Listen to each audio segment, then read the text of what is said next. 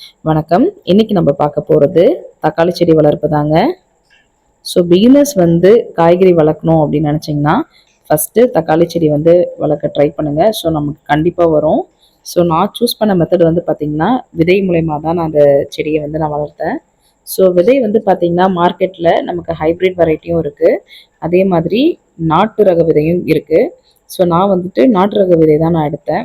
ஏன்னா இதில் வந்து பார்த்திங்கன்னா நமக்கு நல்ல வந்துட்டு ஈல்டும் இருக்கும், அதே சமயம் நமக்கு ஆரோக்கியமானதாகவும் இருக்கும். ஆனால் ஹைப்ரிட் வெரைட்டியில் வந்து பார்த்திங்கன்னா நிறைய காய்கறி கொடுக்கும் தான். பட் நான் சூஸ் பண்ணது இந்த வெரைட்டி தான். ஸோ இதுக்கு வந்து பார்த்திங்கன்னா மண் கலவை 40% வந்து நமக்கு செம்மண் கிடச்சதுன்னா ரொம்ப பெஸ்ட்டுன்னு சொல்லுவேன். சப்போஸ் அப்படி இல்லைன்னா ஒன்றும் கவலைப்பட வேணாம், நம்மக்கிட்ட இருக்க தோட்டத்து மண்ணே போதும். அது கூடவே ஒரு 30% கொக்கோ பீட்டு அதுவும் ஆட் பண்ணிக்கோங்க. அதுக்கப்புறம் ஒரு 30% வந்து மாட்டு தொழு உரம் இருந்தால் போதுங்க. இதுதான் அதனோட மண் கலவையே.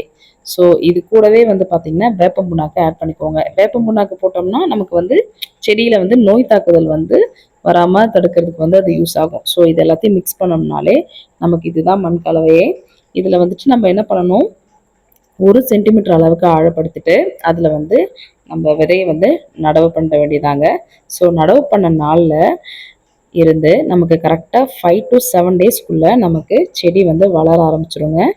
ஸோ இந்த செடி வளர்கிறதுக்கு முக்கியமாக வந்து பார்த்திங்கன்னா சன்லைட் வந்து 6 to 8 hours ஆச்சு நமக்கு கண்டிப்பாக தேவைப்படும். ஸோ அது இருந்தால் மட்டும்தான் நமக்கு நல்லா வந்து காய்கறி வந்து நமக்கு ஈல்டு எடுக்க முடியும். சப்போஸ் நம்ம நிழலில் நட்டு வச்சோன்னு வச்சுக்கோங்களேன், செடி வளரும், ஆனால் அந்த அளவுக்கு வந்து நமக்கு காய்கறி வந்து கொடுக்காதுங்க. ஸோ அதனால் நமக்கு சன்லைட் ரொம்ப முக்கியம். அதே போல் தண்ணி வந்து கண்டினியூஸாகவும் நிறையவும் ஊற்றக்கூடாது. முடிஞ்ச அளவுக்கு மார்னிங் தண்ணி ஊற்றுறது ரொம்ப நல்லது. அதே போல் நமக்கு வந்துட்டு மண் காஞ்சாதான் நம்ம தண்ணி விடணுமே. ஸோ அது ஒரு முக்கியமான விஷயம். செடி மேலேயும் அதே மாதிரி நிறைய தண்ணி ஊற்றக்கூடாது. அதிலே ஏதாவது நோய் வர ஆரம்பிச்சிடும், இல்லைன்னா இலை வந்துட்டு ஏதாவது இன்ஃபெக்ஷன் ஆன மாதிரி ஆகி போயிடும். ஸோ நம்ம அதை தவிர்த்துக்கணும். செகண்ட் வந்து பார்த்திங்கன்னா இதில் நோய் தாக்குதல் பார்த்திங்கன்னா மாவுப்பூச்சி தாங்க. ஸோ மாவுப்பூச்சி மட்டும் நம்ம பக்காவாக கண்ட்ரோல் பண்ணிட்டோம்னா இந்த செடியை ஈஸியாக நம்ம வளர்த்துடலாம். இதில் மாவுப்பூச்சி வராமல் தடுக்கணுன்னா நம்ம கம்பல்சரி 2 வாரத்துக்கு ஒரு முறை வேப்ப எண்ணெய் கரைசல் வந்து நம்ம கண்டிப்பாக தெளிக்கணுங்க. ஸோ அப்படி கண்டினியூஸாக தெளிச்சுட்டு வந்தால் மட்டும்தான் இந்த மாவுப்பூச்சியை வந்து நம்மளால் கட்டுப்படுத்த முடியும். அதே போல் நிறைய பூக்கள் வைக்கணும், காய் காய்க்கணும் அப்படின்னா நம்ம மாட்டு தொழு உரம் வந்து 14 நாளைக்கு ஒரு தடவை கொடுக்கலாம். அது கூடவே இந்த மீன் அமிலம்னு சொல்லுவாங்க இல்லைங்களா, அது கொடுக்கலாம்.